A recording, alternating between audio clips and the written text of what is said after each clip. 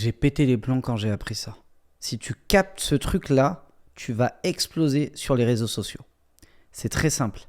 Avant, les algorithmes étaient concentrés sur ton activité. Autrement dit, les algorithmes étaient programmés pour analyser qui tu suis et qui te suit. C'est important de le noter. Ça veut dire quoi ? Ça veut dire que quand tu es artiste et que tu veux développer ta visibilité, si tu as, 300 potes qui te suivent qui n'ont rien à voir avec ta fanbase, rien à voir avec la cible que tu vises d'atteindre, l'algorithme, il te relayait auprès de gens qui n'ont rien à voir avec ton public et rien à voir avec la cible que tu veux atteindre. Ça veut dire qu'il fallait éduquer les algorithmes avec des hashtags, avec des thématiques particulières, etc., etc. Aujourd'hui, c'est complètement différent. Quand je te dis que j'ai pété les plombs quand j'ai appris ça, c'est qu'on m'a démontré, puisque j'ai la chance d'avoir la possibilité de faire des formations internes sur la plupart des réseaux sociaux, donc des formations qui nous permettent de voir des choses que, en général, le grand public découvre 1 à 2 ans plus tard, sauf quand il y a quelques fuites. Eh bien, j'ai appris que aujourd'hui, les algorithmes, et quasiment tous les algorithmes sont dotés de cette manière-là maintenant, eh bien, ne s'intéressent plus forcément à qui te suit, qui tu suis, l'orientation des posts et machin, s'intéresse au contenu. Tous les contenus sont analysés, décortiqués, classifiés en catégories et notés par intérêt. Autrement dit, si tu veux péter sur Instagram ou TikTok ou Thread ou YouTube ou autre, il faut que ton contenu soit de qualité, d'une part, qui réponde à certaines normes en termes de watch time ou de taux de clic par impression, et qu'en plus de ça, le public qui le consulte, il voit un intérêt particulier. Alors ça veut dire quoi ? Ça veut dire que grosso modo, si aujourd'hui tu veux cibler des gens qui sont fans de reggae, l'algorithme il est capable de te les amener. Mais il faut qu'ils comprennent que tu veux les cibler, et à partir de là, c'est un jeu d'enfant. Il sera capable de dire, tiens, voilà, par exemple, David, lui, il vient de passer les 2 dernières heures à regarder que des clips de reggae sur YouTube. Eh bien, toi, artiste reggae, maintenant qu'on a compris que tu visais uniquement des gens susceptibles de regarder des clips de reggae pendant des heures sur YouTube, on peut potentiellement mettre en avant ton clip de reggae auprès de David. Et c'est comme ça que les algorithmes vont fonctionner. Ça veut dire que aujourd'hui, les hashtags et compagnie, on s'en fout un peu. Ça ne veut pas dire qu'il faut arrêter, ça veut juste dire que c'est pas ça qui fait vraiment la différence. Ce qui va faire la différence, ça va être l'impression. Autrement dit, lorsque ton post il arrive sur un feed d'actualité, est-ce que ça me donne envie de tout lâcher pour cliquer dessus ou pas ? Et tu remarqueras, les posts qui apparaissent en tendance sur Instagram, en mise en avant, etc., c'est des choses qui, en général, suscitent énormément de curiosité et donne envie d'aller cliquer. Et d'ailleurs, ce qui révèle ce système de changement d'algorithme, c'est que toutes les plateformes ont créé l'équivalent de la For You page. Si tu vas sur TikTok, tu as un truc qui s'appelle la For You page. C'est une page où il n'y a que des choses qui t'intéressent. Pas forcément que des gens à qui tu es abonné, que des choses sur lesquelles l'algorithme a détecté que tu passais du temps. C'est-à-dire que si moi je vais sur le compte TikTok de Woodbrass par exemple, pour ne citer que, et que je commence à regarder plein de trucs de guitare pour m'acheter une nouvelle guitare, l'algo de TikTok va le détecter et va me montrer des vidéos qui correspondent à ce que rechercherait quelqu'un qui envisage de s'acheter une nouvelle guitare. C'est quand même un truc de ouf. Et toutes les autres plateformes ont pris le pli de se positionner là-dessus parce qu'ils ont compris que, au-delà du statut social, ce qui intéresse le plus les gens, c'est l'intérêt. Parce que si tu regardes bien, au tout début, Facebook a été créé pourquoi ? Pour donner la possibilité aux autres de connaître le statut social des autres. Tu voulais savoir si la meuf assise à côté de toi en cours, elle était célibataire ou pas, d'où est-ce qu'elle venait, etc. machin. Et en fait, la plupart des réseaux sociaux se sont bâtis autour de ça. C'est normal, ça a marché. Ça a marché pour Facebook. Instagram a développé l'équivalent, etc., etc. Sur YouTube, c'était un peu la même et machin. Mais après, lorsque YouTube, qui à la base est un moteur de recherche, a commencé à indexer davantage les contenus par rapport aux intérêts de ce que les internautes allaient regarder, je pense que derrière, tu as un mec chez TikTok, quand ils ont développé la plateforme, qui a dit, les gars, nous, ce qu'on va faire, c'est qu'on va faire la même chose. Sauf qu'on va le faire sur des formats courts. Et en plus, on va créer une page, on va l'appeler la For You page, parce que ça va être la page que chaque utilisateur aura juste pour lui, où on lui montre que ce qu'on sait qui l'intéresse. Si tu passes ton temps à regarder des chaussures ou des sacs Louis Vuitton, tu as des sacs Louis Vuitton qui vont apparaître sur cette page massivement. Ça ne veut pas dire qu'on n'essaiera pas de te montrer d'autres choses, mais comme on sait que ça te plaît, on va te le montrer. Si tu comprends ça, tu comprends que le changement qui s'opère, il est particulièrement intéressant parce qu'il te permet maintenant de créer du contenu avec une ligne directrice précise qui, si t'oriente bien ce que tu fais par rapport à ton avatar et que tu cibles bien cet avatar, j'en ai parlé dans une précédente vidéo, tu vas pouvoir l'attirer à toi facilement en boostant ton taux d'impression avec des miniatures qui accrochent. Ça, c'est la première étape. La deuxième étape, c'est en ayant un watch time le plus élevé possible, en créant des hooks en cours de vidéo, autrement dit des accroches, des hameçons. Ça veut dire que quand tu crées une vidéo sur TikTok, YouTube Shorts, Insta ou Snap ou autre, il faut que les 3 premières secondes n'aient qu'un seul et unique objectif. C'est pas que ça donne le thème de ta vidéo, c'est pas que ça fasse beau, tout le monde s'en fout, c'est que les 3 premières secondes ne donnent qu'une seule envie, c'est de ne pas zapper. C'est tout ce qu'on attend de ces 3 premières secondes. Puis les 10 secondes suivantes, qu'elles donnent envie d'aller jusqu'au bout de la vidéo. Et là, ça marche. Pourquoi ? Parce qu'il y aura un bon taux de clic par impression et qu'ensuite, il y aura un bon taux de rétention par clic. Si tu es capable de faire ça et que tu le fais sur des contenus qui attirent à chaque fois la même cible et une cible très précise, alors ça va péter pour toi. Et on entre dans ce qu'on appelle de l'ultra-segmentation.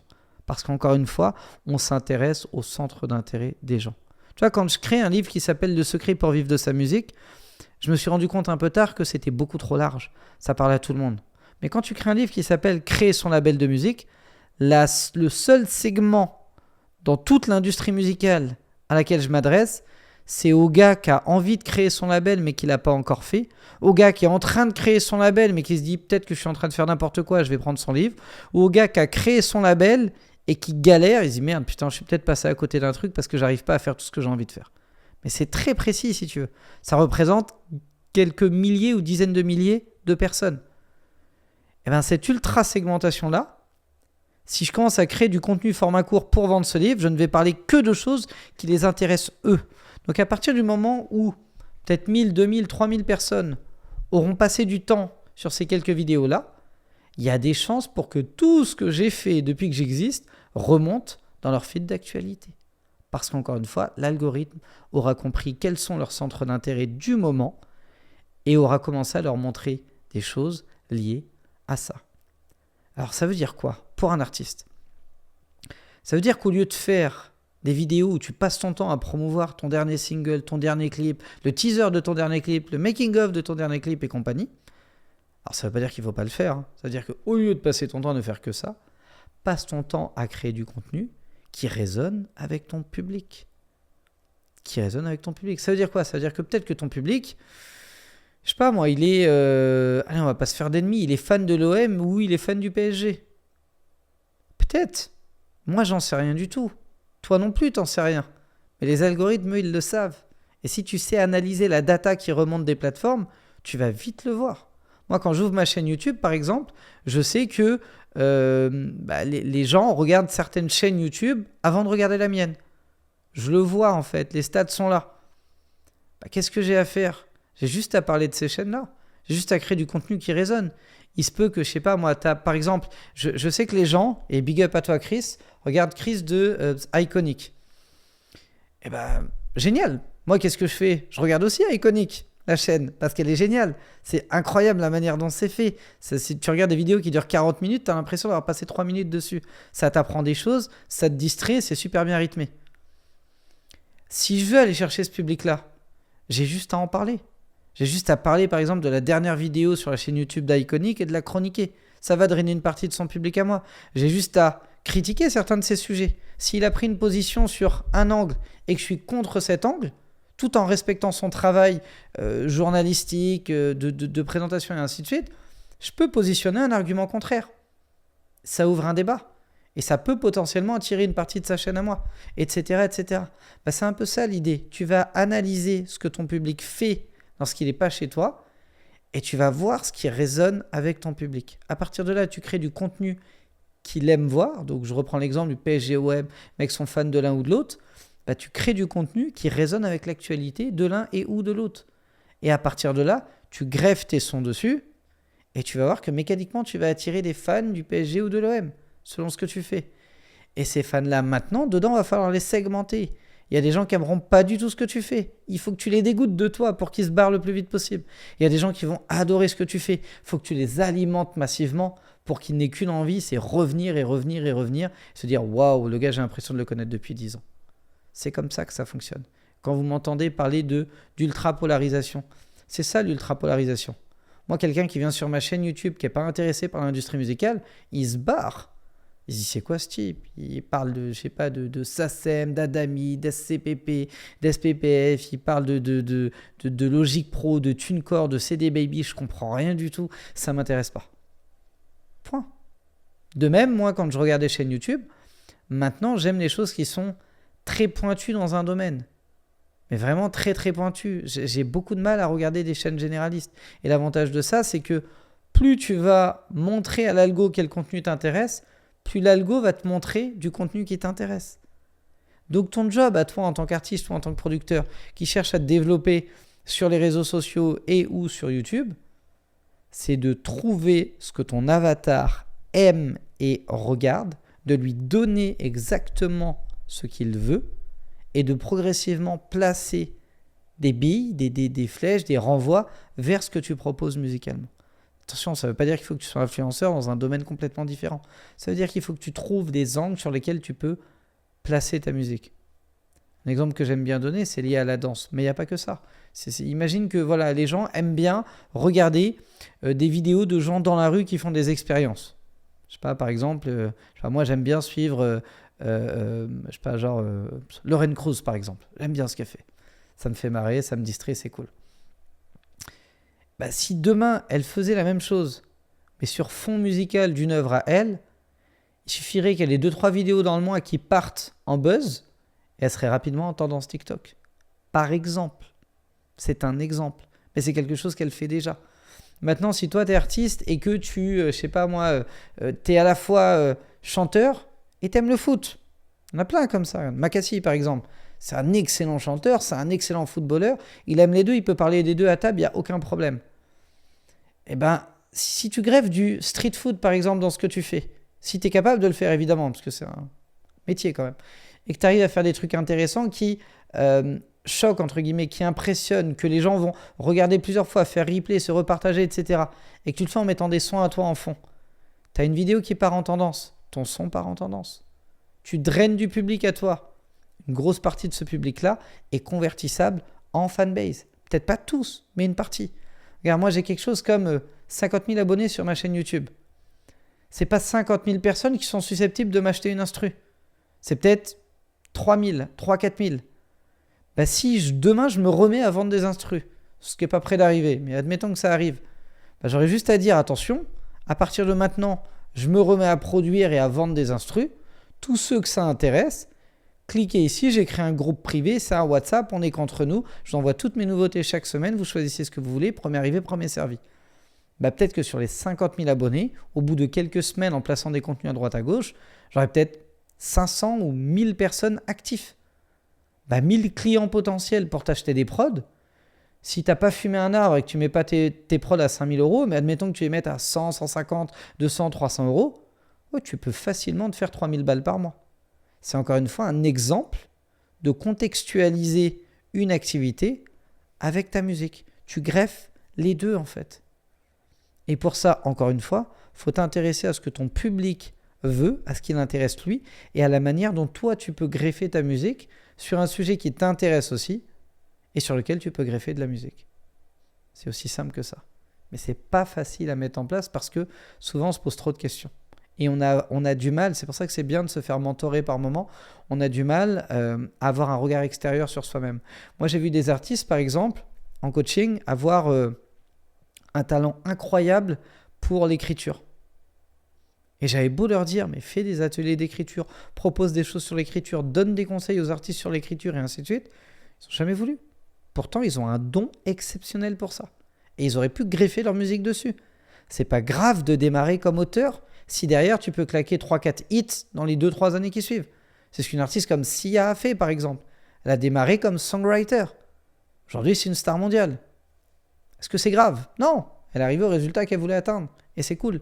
C'est pas grave de démarrer comme choriste. Il y a plein d'immenses chanteuses qui ont démarré comme choristes et qui ont fini avec des carrières monumentales. Mais elles avaient un don pour le chant, pour les chœurs, etc. C'est la même chose. Sauf que tu peux aussi décaler ça à d'autres sujets. Tu vois, j'ai un ami par exemple qui est artiste et lui il vend des musiques de films. Et il fait du vélo à côté. Il a commencé à créer du contenu sur le cyclisme. Pour une raison simple, c'est que c'est très facile pour lui, parce qu'il adore en parler, et que tous les week-ends, il part sur les routes, faire son vélo, et ainsi de suite. Le seul truc qu'il a fait, c'est que sur toutes ses vidéos, il a mis des sons à lui. Et comme de par hasard, il a 4 vidéos qui ont dépassé les 3 millions de vues. Comme de par hasard, il a drainé du monde. Et comme de par hasard, de temps en temps, quand il dit « Bon, là, je fais une petite aparté pour ceux qui ne le savent pas, le cyclisme, c'est pas ma passion première. À la base, je suis artiste, je fais ça. Pour tous ceux que ça intéresse, cliquez ici. » Il a drainé une fanbase. Aujourd'hui, il a 8000 membres, dont 1400 payent un abonnement mensuel sur Patreon qui lui permet de générer quasiment 3000 € par mois.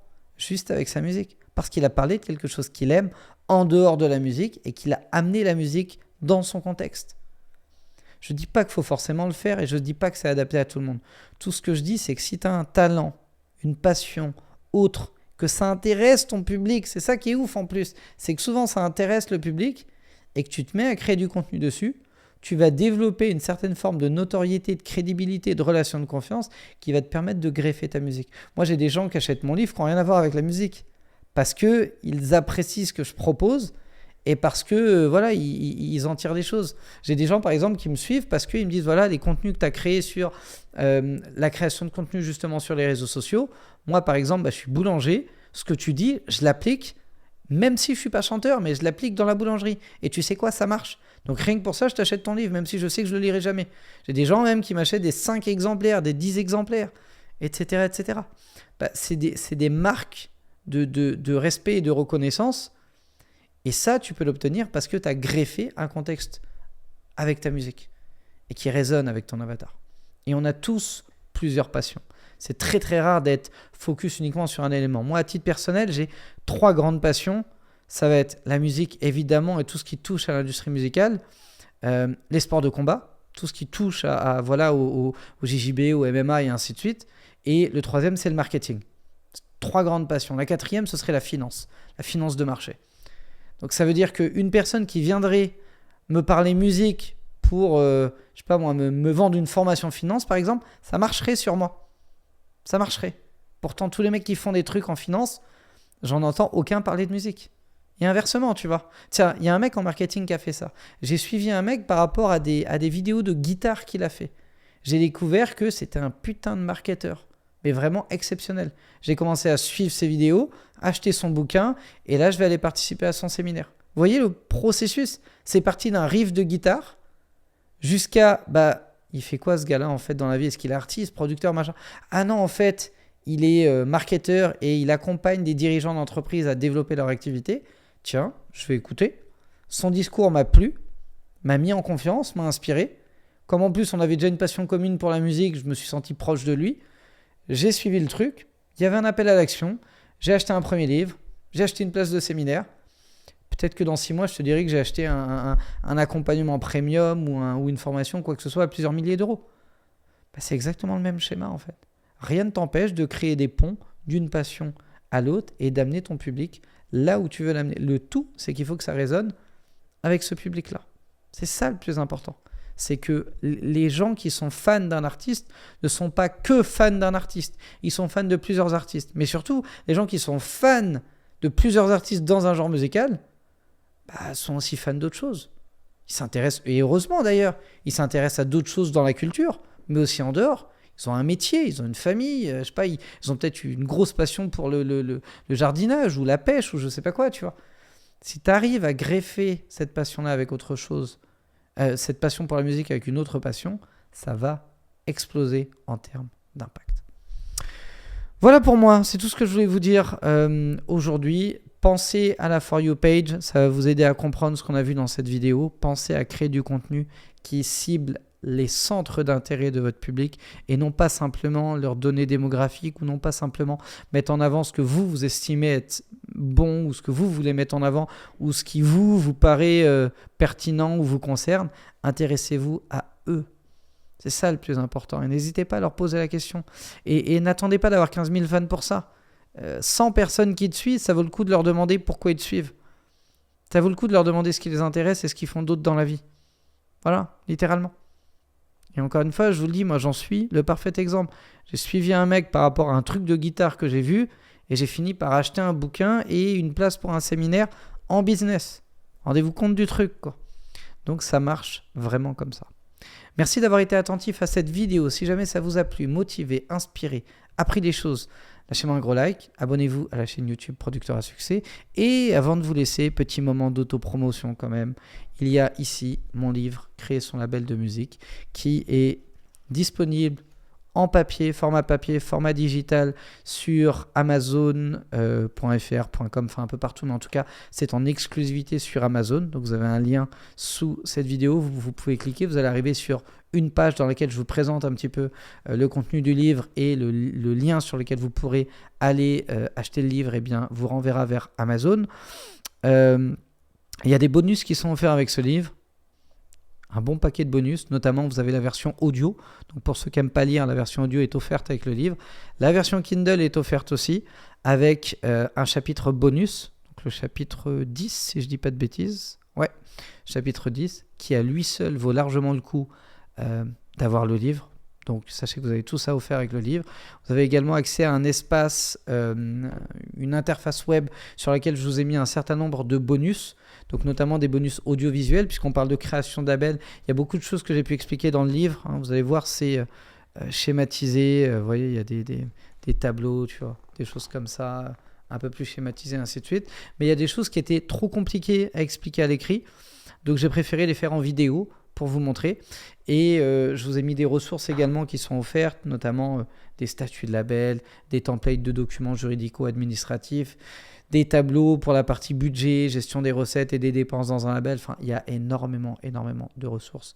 Je pense que si j'avais vendu les ressources indépendamment du livre dans une formation type créer son label, j'aurais pu vendre ça entre 300 et 1000 euros. Et ce serait parti et ça aurait été le juste prix. Tout ça est offert pour vous, juste en achetant ce livre. Il doit être à quoi, une vingtaine d'euros, peut-être 25, 27 euros, livraison incluse.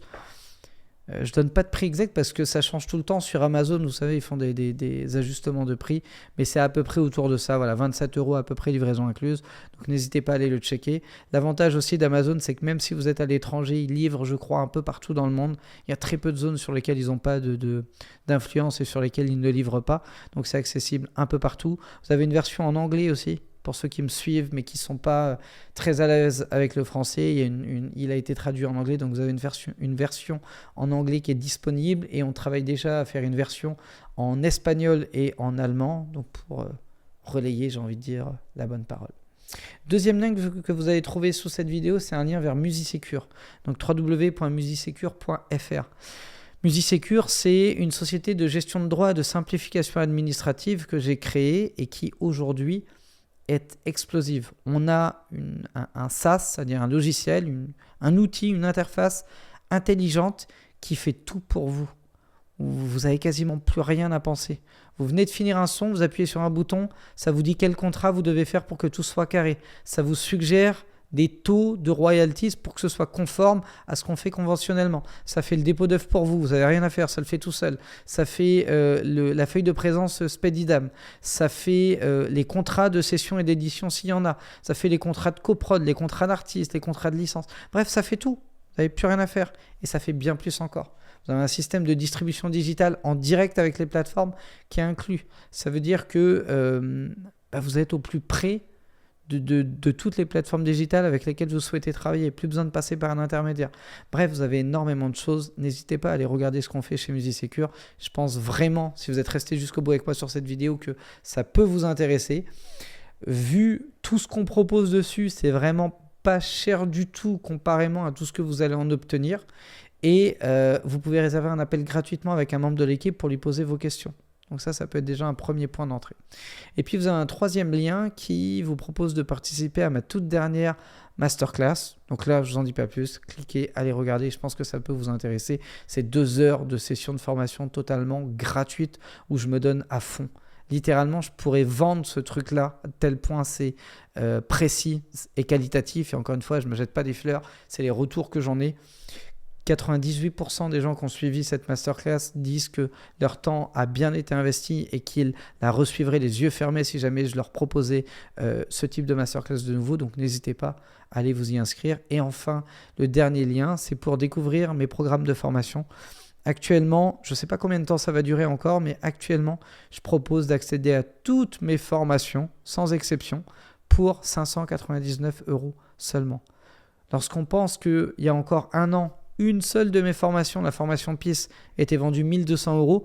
Là, tu en as quasiment une cinquantaine pour moitié prix. C'est donné. Là, vraiment, je ne peux pas faire mieux. C'est donné. Donc, si tu sais que ça t'intéresse, tu cliques sur le lien, tu peux rejoindre les formations et on se retrouve de l'autre côté. En plus, tous les nouveaux membres qui intègrent mes formations bénéficient d'un appel de 30 minutes avec moi en one-to-one pour qu'on fasse connaissance et pour qu'on puisse déjà commencer un petit peu à discuter de votre projet. Merci d'avoir été attentif à cette vidéo jusqu'au bout. Je vous souhaite le meilleur pour la suite. Déchirez tout et je vous dis ciao, ciao.